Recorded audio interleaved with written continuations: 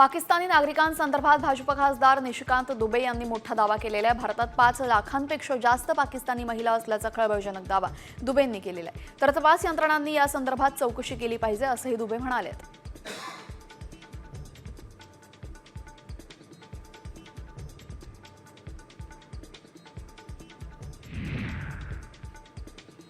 नाशिकमध्ये 6 पाकिस्तानी महिलांचं वास्तव्य। या सर्व महिला गेल्या काही वर्षांपूर्वी भारतामध्ये आल्या होत्या। त्यानंतर त्यांनी भारतीय मुस्लिम व्यक्तींशी विवाह केला। तर पाकिस्तानला परत जाण्यासंदर्भात विशेष मंत्रालयाकडून अद्याप कोणत्याही सूचना मिळालेल्या नाहीत असा दावा या महिलांनी केलेला आहे।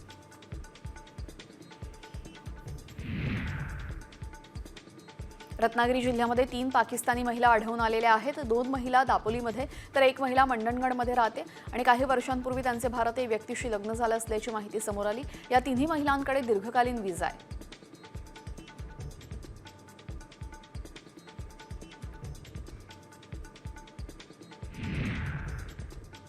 पाकिस्तानी नागरिकांविरोधात मुंबई पोलीस ॲक्शन मोडमध्ये आलेले आहेत। मुंबईमध्ये राहणाऱ्या 17 पाकिस्तानी नागरिकांना पोलिसांनी एक्झिट परमिट देऊन मायदेशी पाठवलेले। दरम्यान अल्पकालीन व्हिसा तसेच पर्यटनासाठी आलेल्या पाकिस्तानी नागरिकांचा यामध्ये समावेश आहे।